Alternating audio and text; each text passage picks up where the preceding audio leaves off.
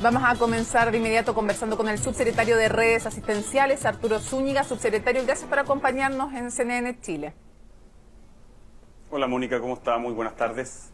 Muy bien, quisiera comenzar preguntándole, ¿cómo definiría usted el momento a nivel nacional en que está la pandemia? Bueno, es difícil poner un título a nivel nacional.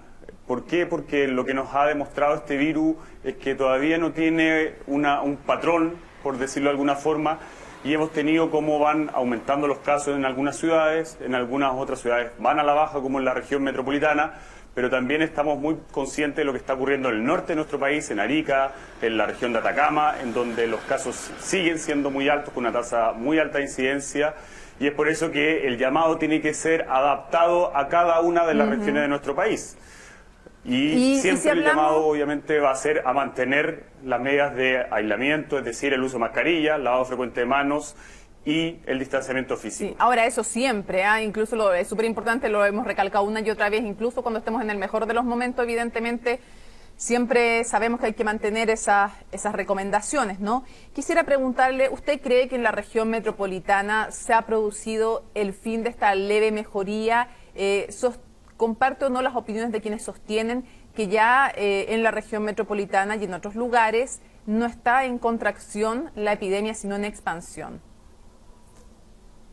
A ver, creo que los casos de la región metropolitana siguen disminuyendo. ¿Ya? Cuando uno ve y compara los datos de una semana a otra o a 14 días con los 14 días anteriores, se ha producido un descenso en la cantidad de contagios sintomáticos. Y le agrego ese apellido porque si uno obviamente compara los casos totales que nosotros estamos reportando diariamente, uno ve un cierto estancamiento.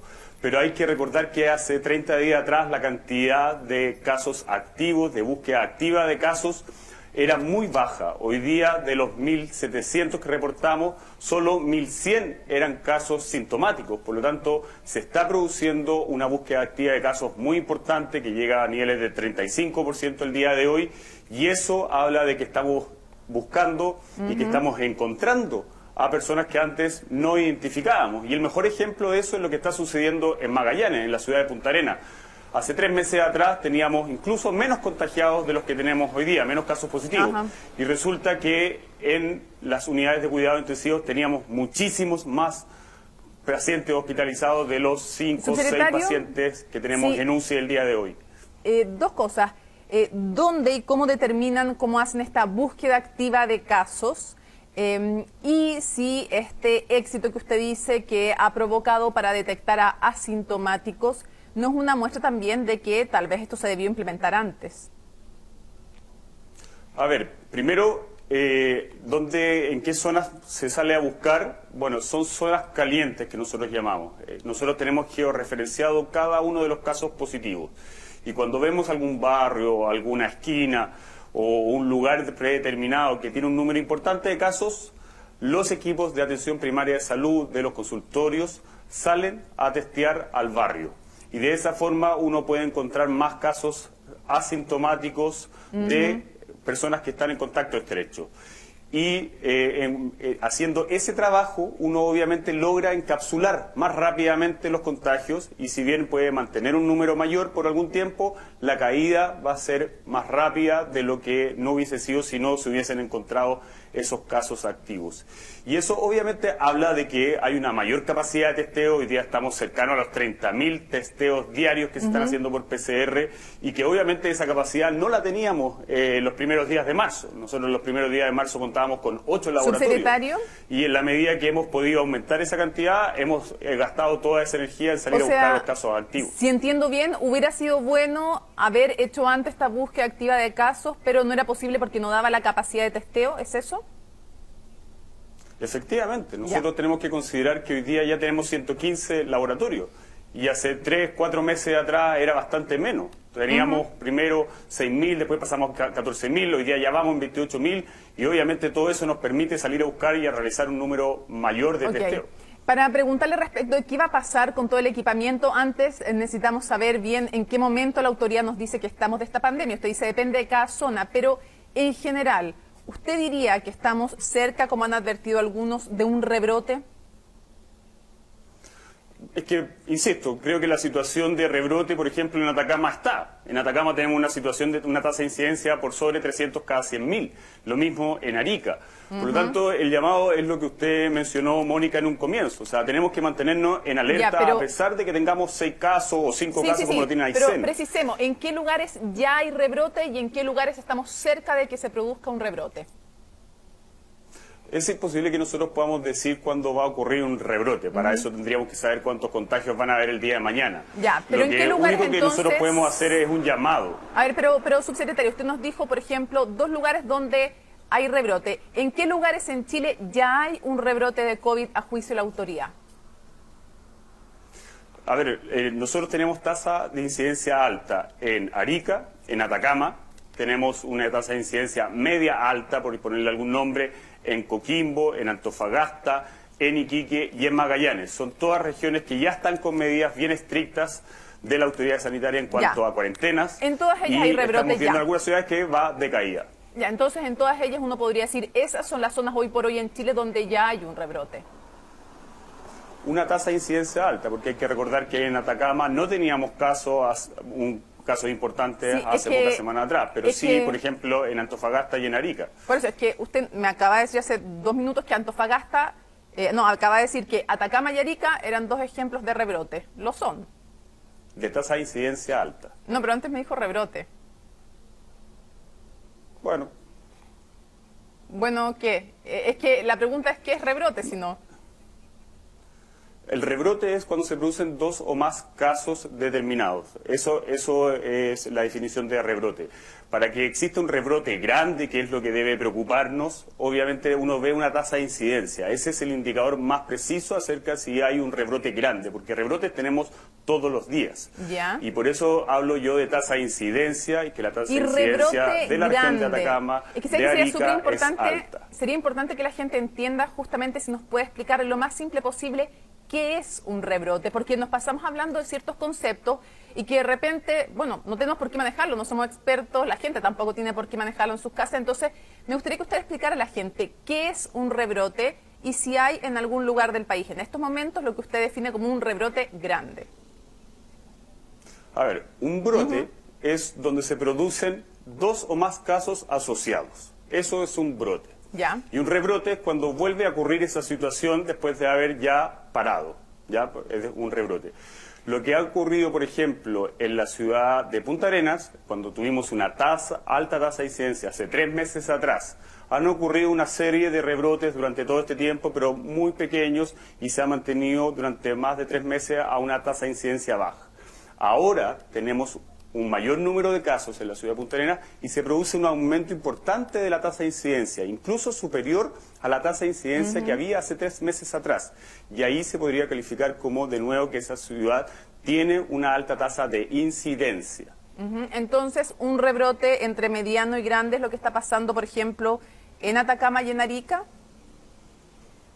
Es que, insisto, en Atacama ha tenido, o sea, todo el rato tenemos rebrotes. ¿Por qué? Porque los rebrotes son 2 casos asociados a un mismo contagio. Ya, por eso. Por lo tanto, en Atacama el aumento de la tasa de incidencia es primera vez que ocurre. Ya. Y en Arica también. Por eso doy el ejemplo de la ciudad de Punta Arenas. ¿Le parece que es mejor ejemplo entonces de un rebrote, no sé si mediano o pequeño? No sé si usted lo puede cuantificar en Punta Arenas, por ejemplo. Es que prefiero, Mónica, hablar de tasa de incidencia, porque el rebrote, insisto, rebrote tenemos todos los días. Es 2 o más casos. Dentro de los mismos hospitales, nosotros tenemos brotes dentro del servicio de urgencia, dentro del servicio de medicina. ¿Qué va a pasar cuando, ojalá lo antes posible, superemos esta pandemia? ¿Qué ocurre con el equipamiento que obviamente por razones súper justificadas, se ha creado en todo el país, se ha comprado? ¿Cómo y dónde se distribuye y de acuerdo a qué criterios? Falta bastante para eso, Mónica. Primero, nosotros vamos a vivir en pandemia 12 meses más, por lo tanto aquí el llamado a mantenernos alerta en todas estas medidas de autocuidado.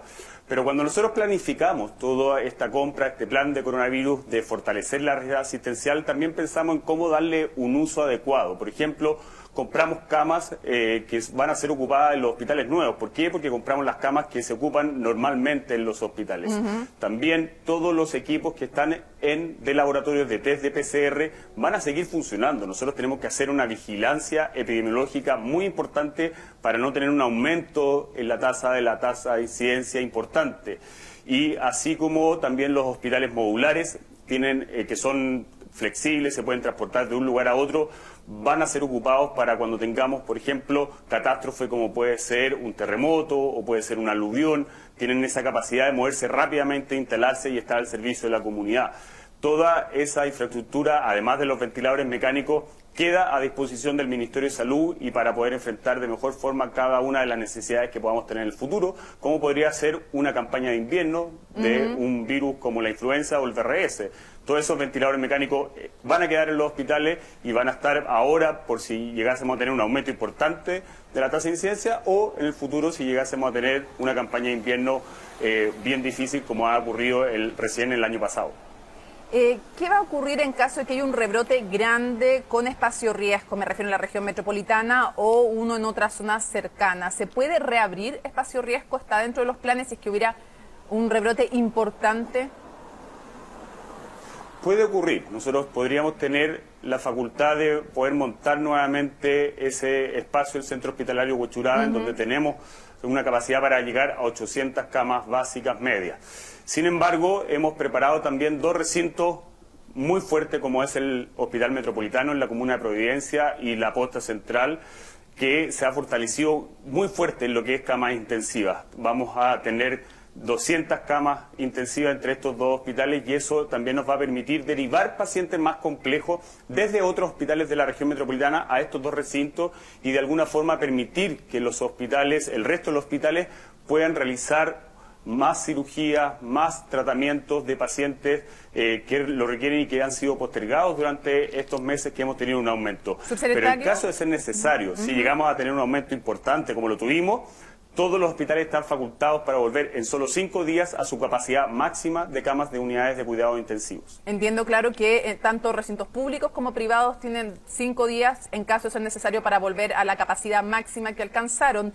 Si entiendo bien, entonces, primero el orden de prioridad en caso de un aumento importante de casos, llámese tasa de incidencia o rebrote, es primero el Hospital Metropolitano, luego la Posta Central también, y espacio riesgo existe como posibilidad, pero después en caso de ser necesario, si es que esto otro estuviera copado. Sí, además hay que recordar que la necesidad de los hospitales modulares y del centro hospitalario Huechuraba viene de la reconversión de camas de mediana y baja complejidad de un hospital a cuidado intensivo. Por lo tanto, esos hospitales se quedaron con menos camas básicas y medias y la posibilidad de derivar a esos pacientes, una vez que están mejor de salud, a los hospitales modulares o al centro hospitalario Huechuraba era necesario, dado que quedaban muy pocas camas de baja complejidad dentro de los hospitales.